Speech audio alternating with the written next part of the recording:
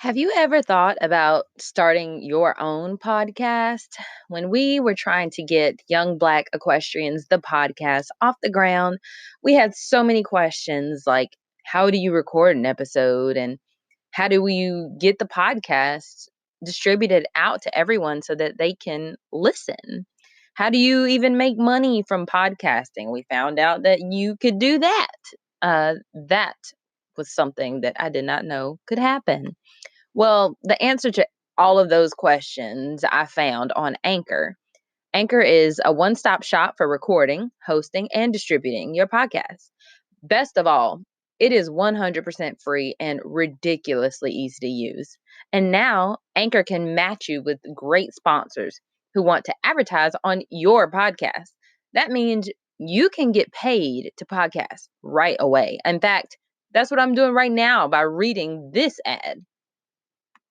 I love using Anchor. It's super easy to upload your podcast. It's very user friendly, has a user friendly interface, and you can even make money by doing sponsorships. So, if you've always wanted to start a podcast and make money doing it, go to anchor.fm/start. That's anchor.fm/start and join me in the diverse community of podcasters already using Anchor. That's anchor.fm/start. I can't wait to hear your podcast. You are listening to Young Black Equestrians, the podcast, with your hosts, Abriana Johnson and Caitlin Gooch.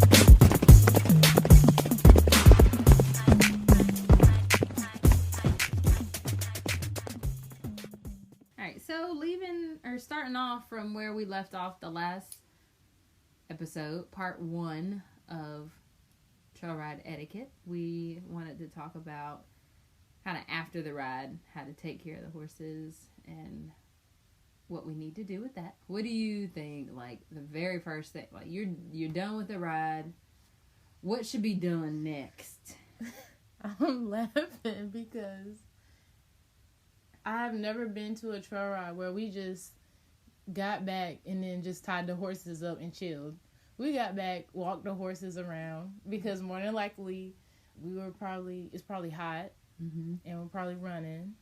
So walk the horses around, go get water, and we don't let our horses drink from like a community barrel. We take our own buckets. Yes. And then, put up the saddles because you don't want to be stank. You gotta let them things air out and dry. Right. And brush the horses off. Because, currying a horse after you ride it is good for its back. I forget how. Yeah, it releases all that. Yeah. Well, first of all, it releases all the dirt and the hair. But, like, they're sweaty. It opens up hair follicles and lets them cool down much quicker than just leaving them tied to be all sweaty. After you roll them for 3 hours. Yeah, I completely agree. Cooling them down, I could talk about germs like for an hour.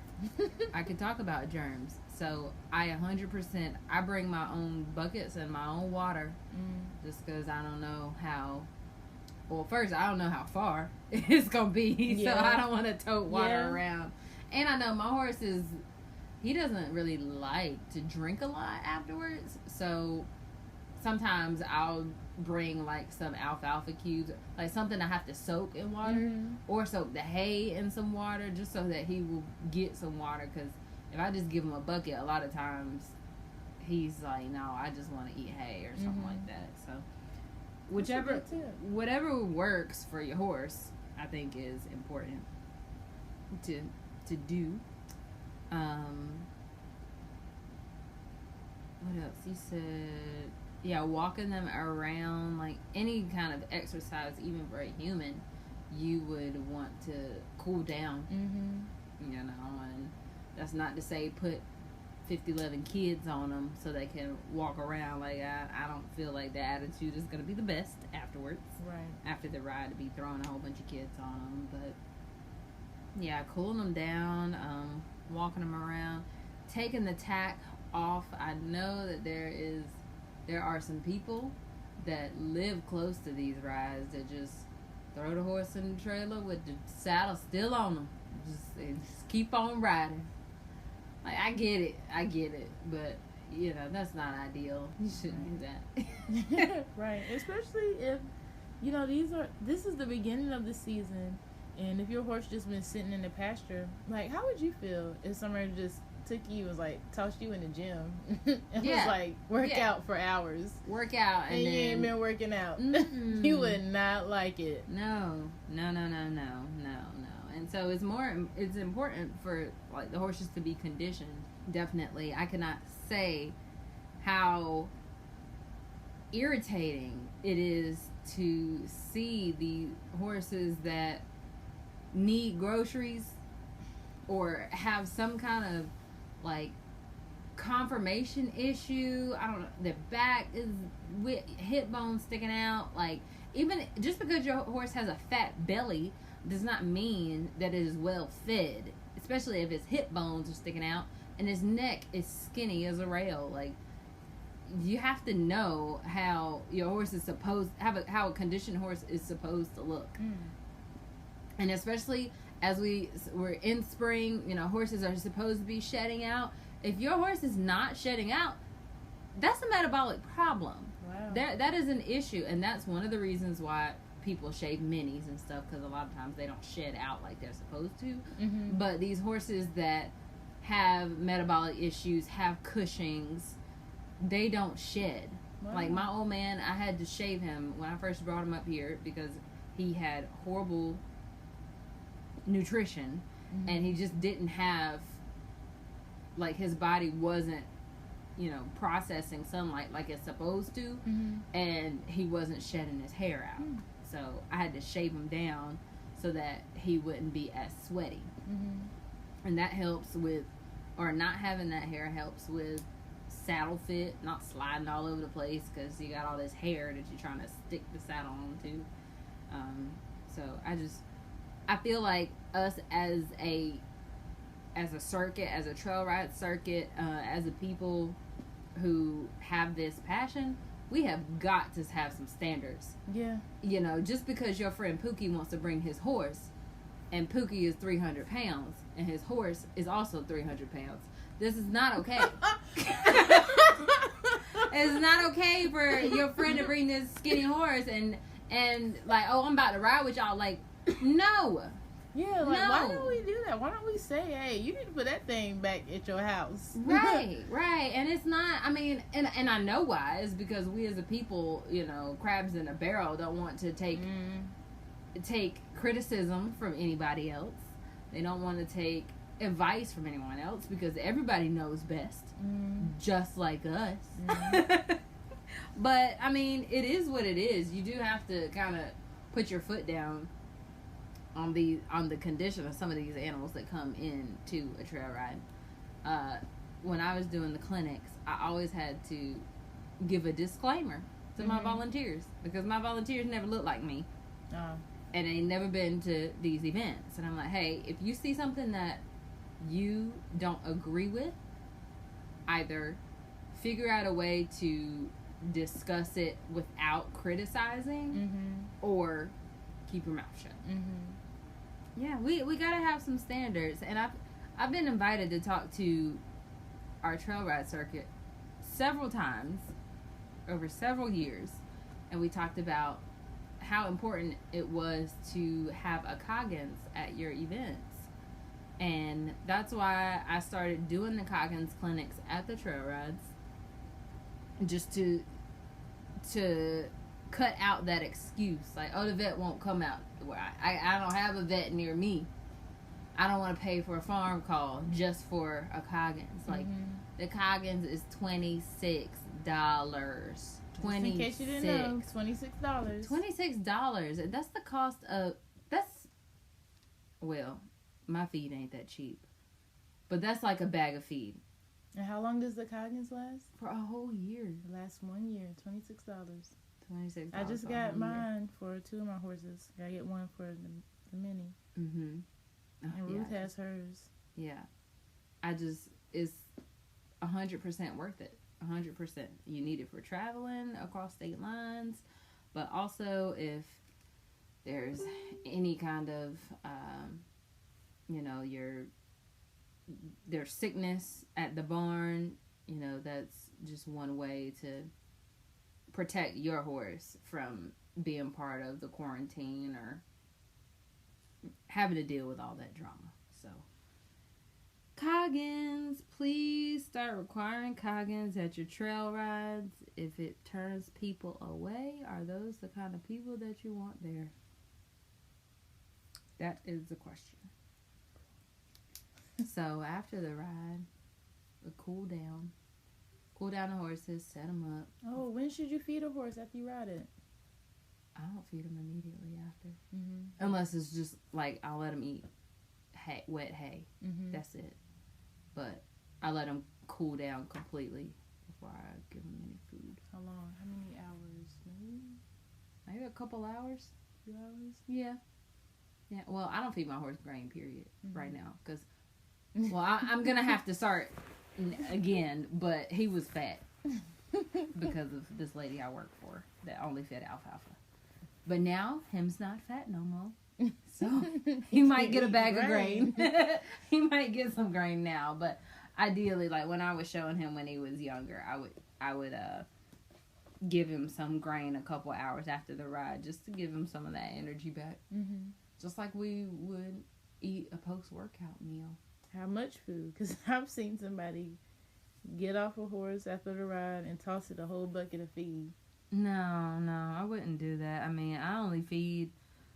My horse only gets 3 quarts of grain a day, period. And so that's like one standard scoop, like them plastic scoops with the little handle. But I wouldn't give them very much just because you don't want to cause colic. Mm-hmm. You do not want that. Does mustard stop cramps? I do not think that squirting mustard in your horse's mouth will stop cramps. I know there are some products that can. Mm-hmm. What they are off the top of my head, I cannot remember. I didn't know that there were products for these. Yeah, well, just like electrolytes, cramping is an imbalance of sodium and chloride channels in the muscles. So electrolytes help with that. They provide that back in the body, like Gatorade. Mm-hmm. I'll give Gatorade before I would give mustard. So Gatorade on deck. I lied. Sodium and potassium channels, not chloride channels. Oh, sodium and what? Yeah, sodium, potassium. Oh. I said chloride. But NaCl is table salt. So I was like having a smart dumb moment right there. I don't know why I didn't think it, because when I get cramps in my feet and it's like potassium, eat bananas. Yeah. Potassium, K.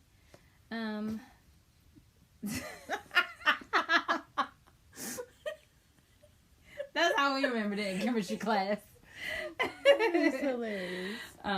But yeah. If y'all didn't get that, then it's just gonna go over your head. Yeah, sorry.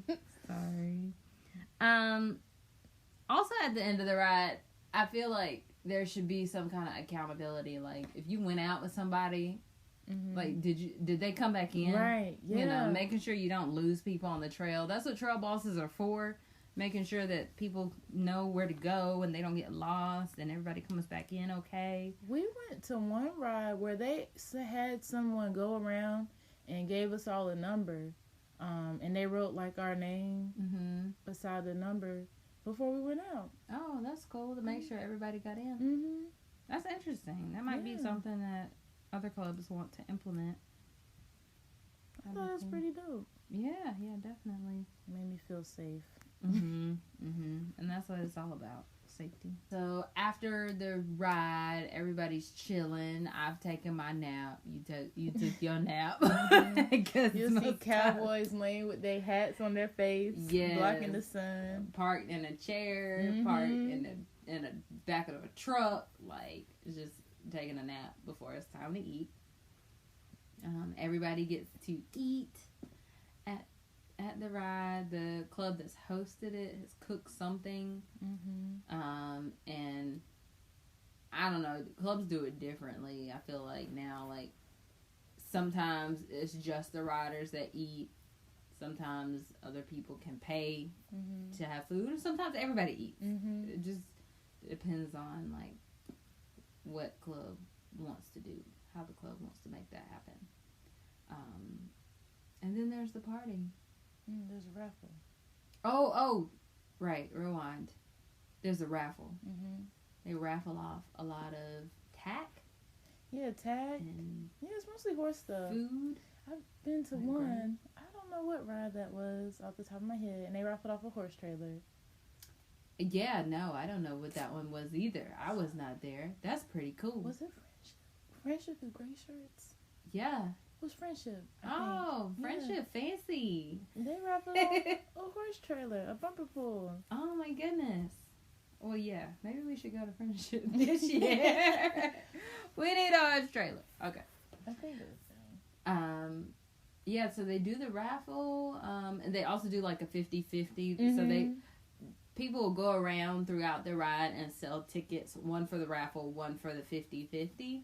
And then that's participating in the 50-50. That's a good way or a good chance you have to make your money back you spent on the weekend. Because I know at the bigger rides, I mean, 50-50, you can get $500, you know?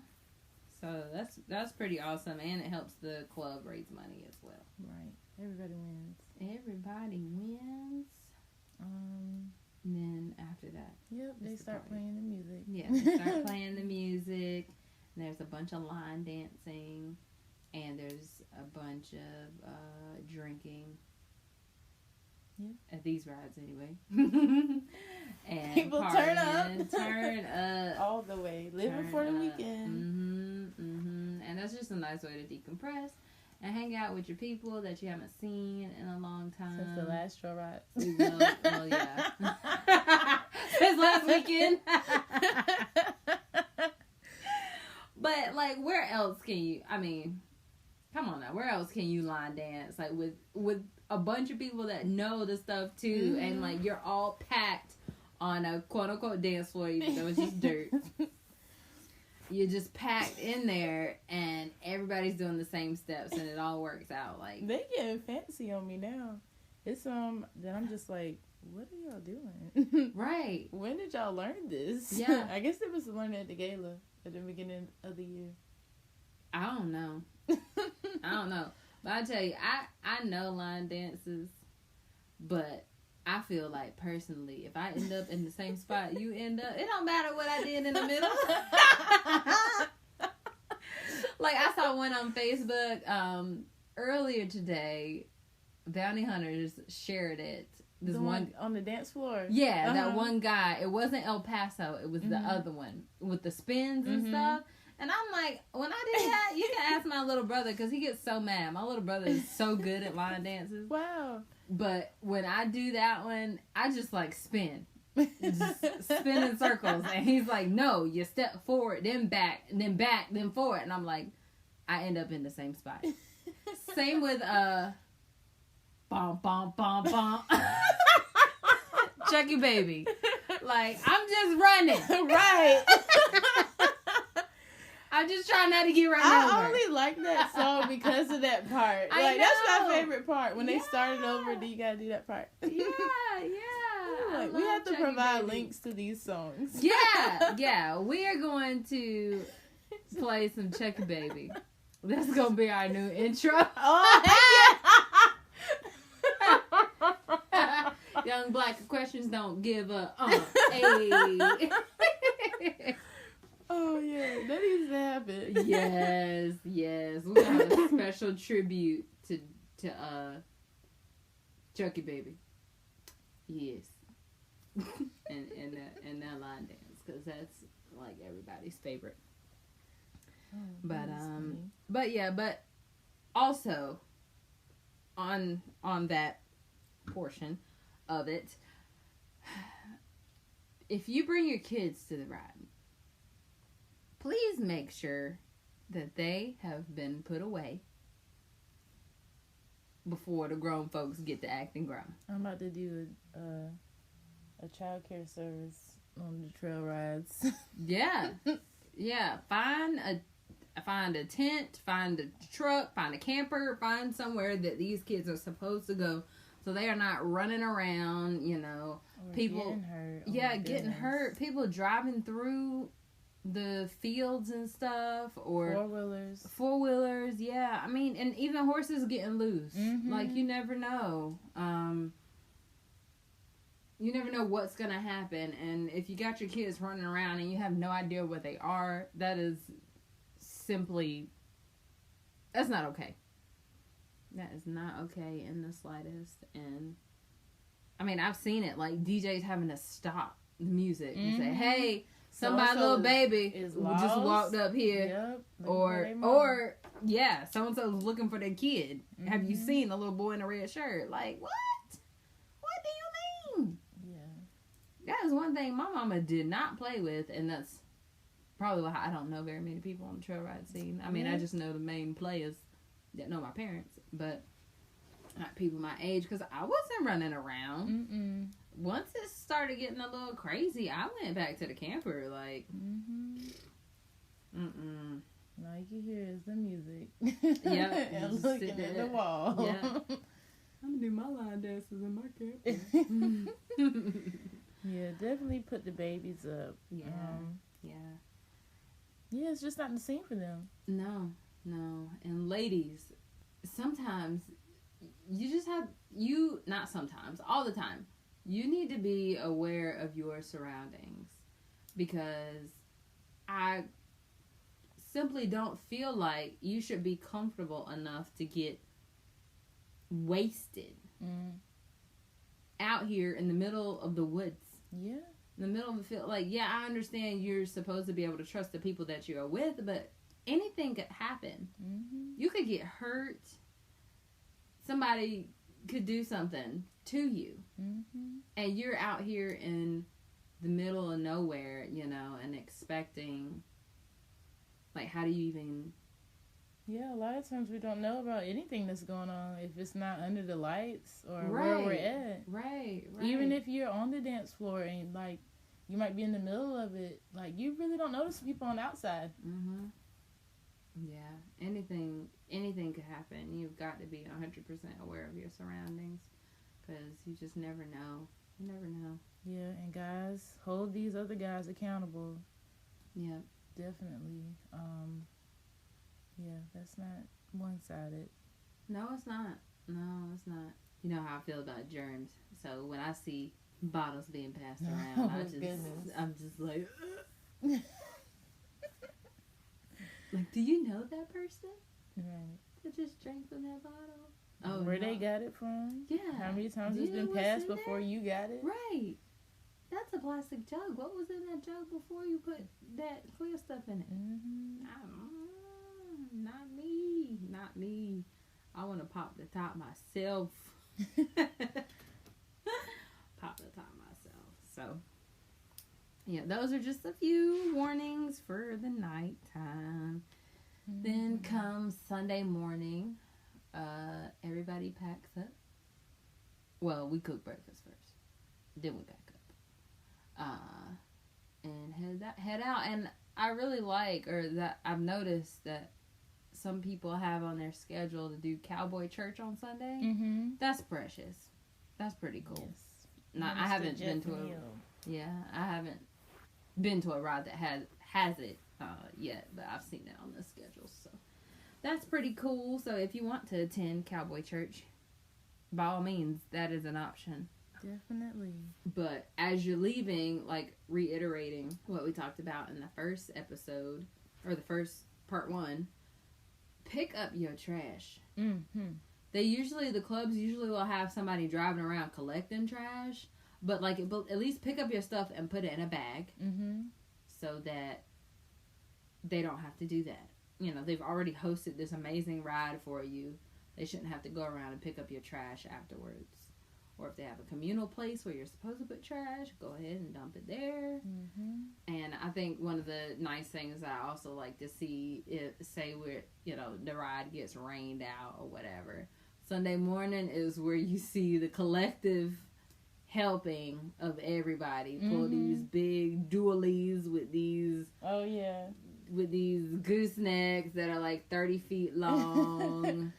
William Brown, I'm not talking about you, but pulling them out of the field that's gotten soaking wet with like a tractor or something, and all these fellas out here helping. That's really, it makes me laugh. And some of them show out Chevy versus Ford. Yes, there is always a Chevy versus Ford issue. Even on Facebook lately. Yes. I'm just like, y'all really?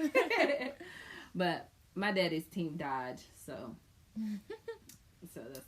that's where I just hang out. I just stay over here in my lane. But yeah, it's really nice to see everybody come together and be helpful when it is needed. Other trucks pulling other trucks out and getting campers and horse trailers out of the field if it gets too wet. No cowboy left behind. No cowboy left behind. Yeah, it's pretty awesome. So that's pretty much how trail rides go. I'm trying to think, is there anything else that we need to cover? Horses and how we treat them. They are definitely a gift and a blessing from God. Mm-hmm. And when your horse is acting up, just try to figure out what the issue is. Yeah. Don't beat it to death. Yeah. I know it's kind of harsh to just say that, but I know sometimes it can be, I don't know, maybe it's people's egos sometimes, or maybe they really just, don't know the right way to correct what a horse is doing. Mm-hmm. But yeah, try to figure out what it could be, because I think we had mentioned how, like, I don't know, like, do you check your horse's hooves before you get on? It could be something in his hoof. Right. It could be something poking it on the saddle. You could have put the saddle on wrong. Yep. You never know. Or like a piece of straw in the saddle blanket or saddle pad. Anything. If you didn't brush them, a burr, briar, or stuck somewhere, and then you go to sit on it. Yeah, it hurts them. And a lot of times, this could be an entirely different episode, but a lot of times saddles don't fit. And if you see that after you're constantly riding your horse, if you see that there is hair loss in certain areas where you sit with saddle covers, then like, hey, something's rubbing. It could be like the fuzzy part under your saddle is worn, that you need a thicker saddle blanket. It could be that, like, one of the screws holding it together has just worked its way out a little bit. Just tighten it up and keep it moving. Or it could be that the saddle simply doesn't fit. Like, my walking horse, he has to use a cut-back saddle pad because they have so much movement from their neck and at their withers that a regular saddle pad, like, suffocates that. And he can't move his neck as freely, as they're bobbing their head. Same with any racking horse, any horse that's excessively moving their head.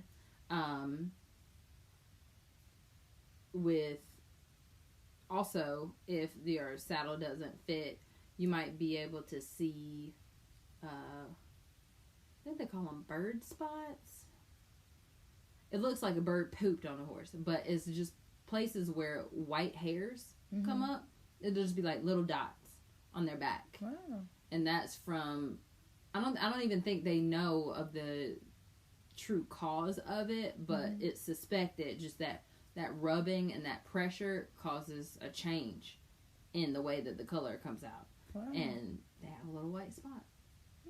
So those are a couple things that could indicate your saddle does not fit correctly. But yeah, I agree, and I'll share an experience. My horse bucked me off on Sunday. And I was mad. I was mad as a hornet. And I ran him. And then put him up. And I was like, that accomplished nothing. That accomplished nothing. I was just mad. I was mad. And he bucked you off in front of all the people.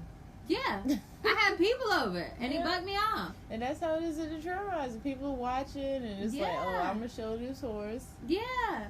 And I was just like, at the end of the day, like, I accomplished nothing. Like, I didn't figure out why he bucked me off. Mm-hmm. And I was like, what I should have done was get right back on. Like, that, instead of running them, that didn't solve anything but make me feel like I was teaching him a lesson when nobody was taught a lesson in that situation. Yeah, just both got to work out.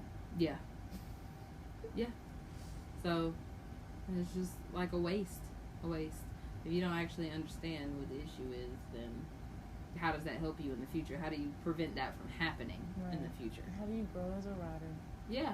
Because we are all still learning. We are not experts just because we started a podcast. No, we are not. We are not. trying to figure it out. And trying to help people.